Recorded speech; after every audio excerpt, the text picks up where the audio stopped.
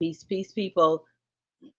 All right, so this is part two of Ancestor Altars, and this one is since I've been doing ancestral work, and not just at my altar, but in the work that I do for a living, is ancestral work. And this is how they have shown up in my work, with my altar work, I should say. So what you see, excuse me, what you see on the screen, the glass, is a picture that I took of the water that I had sitting out when I was doing my once a month ritual, and it is called Ugufashla. And with that ritual, it connects you, I would say, more to the ancestor. It is an ancient African practice. It is still being practiced in a lot of African homes, also in the diaspora now that we are learning about it. And it's not just practiced by African spiritualists. Again, if you are African, if you have African blood, then you have been doing these practices, or a form of these practices, even though you may have been a Christian, again, or a Muslim, a Buddhist, Jewish. You have been practicing these things in some way, shape, or fashion, some form of fashion. So with Ugu Fashla, what you do is, and I've read different times that you're supposed to do it. Some say um, early morning, like in 3 a.m. Some say you do it like 3 a.m. or 9 a.m. or 6 p.m. or midnight. Now, I read from one of the greats, Meladoma Sume, who was a Sangoma in Africa. He said that whenever you petition the spirits or whenever you want to communicate with your ancestors, you should do it in the daytime. He says he was taught by the Sangomas in his village that spirits don't come out at night, contrary to what the West believe, that nighttime is supposed to be the, bewitching time, or the scary time. Halloween, you go out at night or whatever, whatever. But if you look at other ethnicities, like with the Hispanic community, when they practice Day of the Dead, it's called Day of the Dead. So it's not like they wait until nighttime. So according to Patrice Meladoma Sume, you would do this practice during the day. And I normally do it not in the middle of the day, but right before the sunset. So at this time of year, it would be around 4:30, 5 o'clock. Of course, when the fall comes, I'll move it up a little bit. But basically, you want to spread it out. Is you kind of build an altar like your altar that you have already. Except this one you may lay on the floor, actually on the floor. And you have your white cloth, you have your candle, you have your libations, whether it's water or alcohol. You may have mfefo, which is an African incense. That herb really calls in the ancestors. So you want to be careful if you burn that. You don't want to burn a lot because it burns really, really quickly. And if you are indoors, it's going to fill your house with smoke. So you don't want to burn it like you do sage, where you set the whole thing on fire. You want to break off pieces of it and burn it that way. And Fefo, you can get it off of Etsy at your local Botanica. They may have it as well. And one of the most important things that you must have is snuff. Snuff is a conduit that the ancestors use to communicate with you. It brings in the ancestors, and you can either use the snuff the way your grandfather may have done it, some grandmothers, and put it between your teeth as you are doing the ritual, or you can sprinkle it around your altar, your ancestral altar. If you have a skull, You may want to put your skull there. The skull represents the bones of your ancestors. I use cowrie shells, and I also divine before I go into ritual because I want to know what side of the family I'm hearing from. I divine with cowrie shells. I think I've said that in one of my other episodes. And when I approach, I announce who I am, and that is at whatever altar I go to. I knock on the altar or I ring a bell, shake a tambourine, beat a drum, something, some type of music, because we know that Black people are musical. Our ancestors were musical people. So whatever you have to use, sing a song to announce yourself. I do that when I'm doing my special ritual, and I divine again. I divine to see what side of the family that is coming forth. Now, when I start to acknowledge my ancestors, I start with my father's family and I go back as far as I can. And then I bring it forward all the way until I get to my dad. And then I will do my mother's side of the family and I go back as far as I can on her side of the family and bring it all the way until I get to my mom. You are on the floor and you are in on your knees, or you can be in a crisscross applesauce position. You cup your hands and then you clap. And as you're clapping, there are African words. I believe the salutation is Togozone. You don't have to use that. You can use whatever greeting you want. Your ancestors will understand. I will greet the ancestors in the language I have learned. My father's side back in Africa, the language that they use, and I have learned my mother's side back in Africa, the language that they use, and I also have learned how to speak Tut, which is a language that our ancestors use in the diaspora. And I may do a video about that. I may not because I don't want them to know about that. I may post this on one of the Facebook pages that's private. Maybe I'll do that. But once I announce myself and once I do the greetings, I start to just go into prayer. And however you pray is up to you. Whatever you say in your prayer, it's up to you. I just, first of all, give thanks for everything. Sometimes I sing to them like I do at my other altar.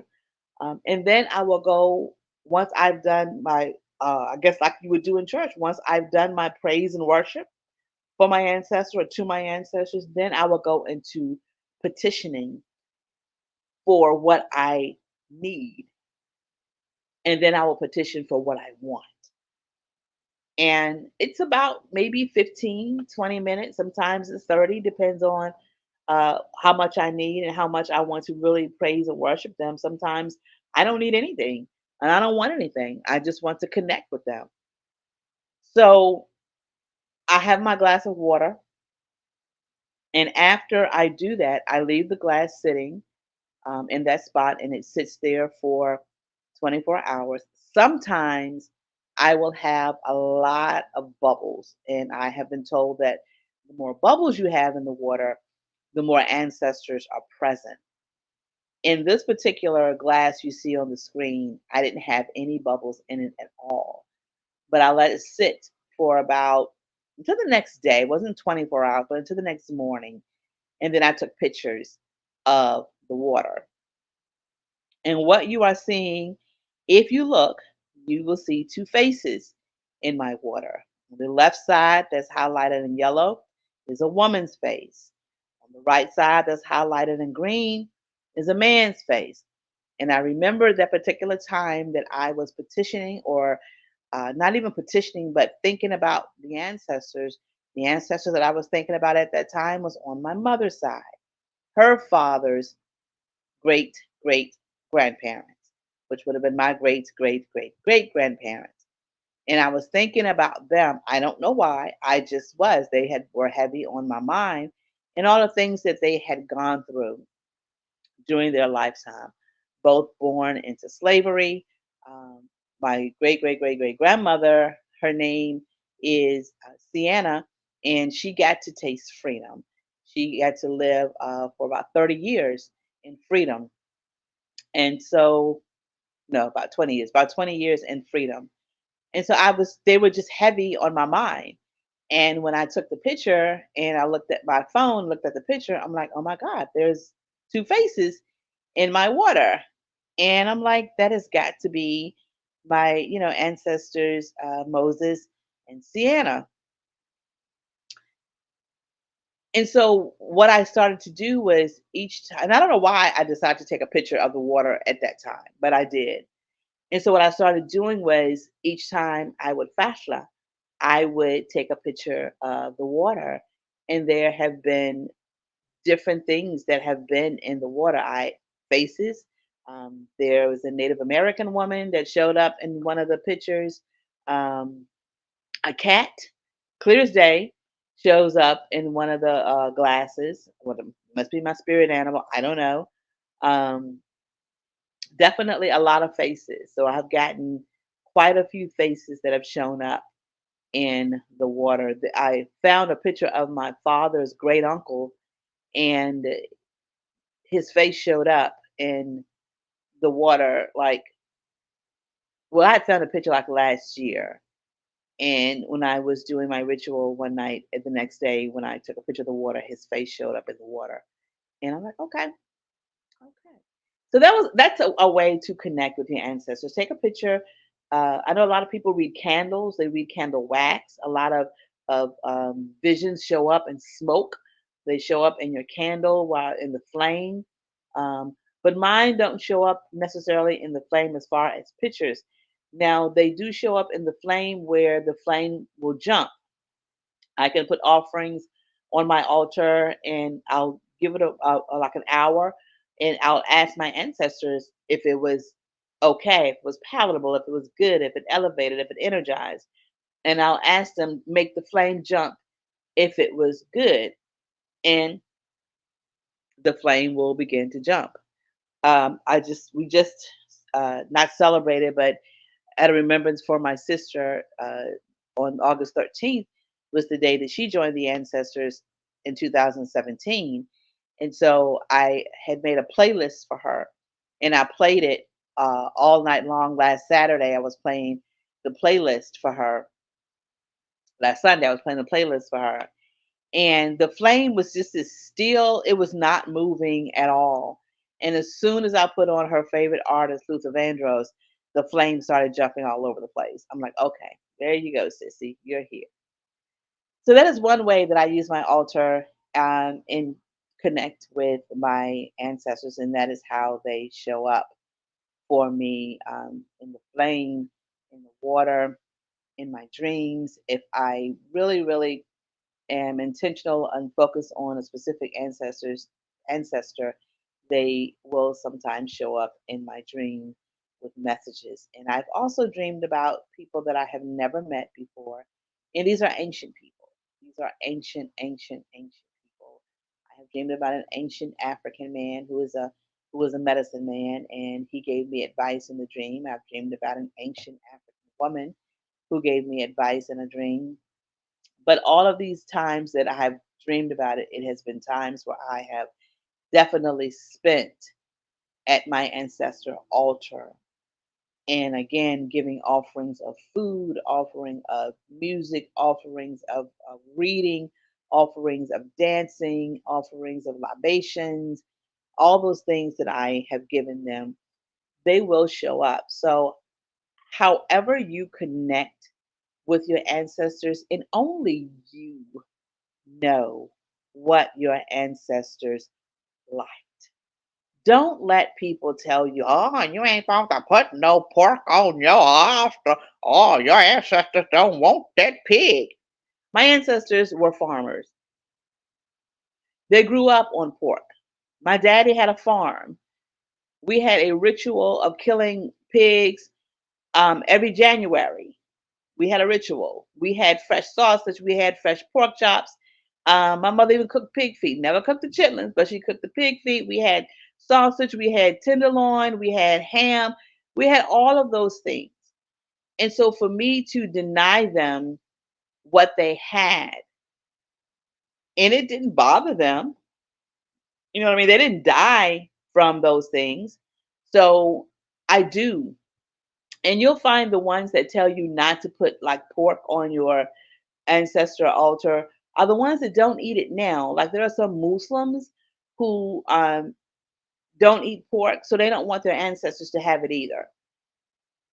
I don't know. Go figure. But yeah, short and sweet. Again, I just wanted to come on again and just tell you this is how I connect with my ancestors. This is how they show up for me. Um, it's been a minute that they have showed up in the water. I have not done my ritual as consistent in the last couple of months as I normally do. And that's because I am back on a corporate plantation.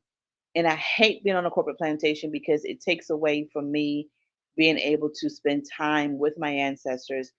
I'm not honoring them at all working on a corporate plantation. But I have to do what I have to do until my, you know, things change where I'm able to move into a career where I can honor them in my work and get paid for it. I do that. I don't say it's a side hustle, it's another form of income, but it's not consistent enough for me to leave corporate right now. It's coming, but it has taken away from me spending time with my ancestors, and they have not shown up like this in a minute. They still show up because they still make sure that I have opportunities to honor them and to tell their stories. But I like them showing up like this, where I can see their faces and know what they look like and know that these are my ancestors from 1800s, those that were enslaved. Now, again, yours may not show up for you like this. Take pictures of your work. Um, you don't have to show it to anybody. Again, I have lots of pictures of my ancestors in water. This is just an example. This is just one. But when you do it, you don't have to show anybody, but take pictures of the incense smoke, take pictures of the flame in the candle, take pictures, turn the lights out and take pictures of your altar with the flame burning and the incense burning. And then see if in that you can see visions in the smoke or visions in the flame in the candle. Or sometimes you may see an orb. I have pictures of orbs bouncing around on my ancestral altar. All right, I think that covers it for ancestral altars. I don't know what I'm gonna do next. But until next time, you know the drill. Love yourself, love each other, give yourself some grace, give others grace. Stay stay positive, stay healthy, stay cool, stay black. Most of all, honor your ancestors and they will honor you. Peace.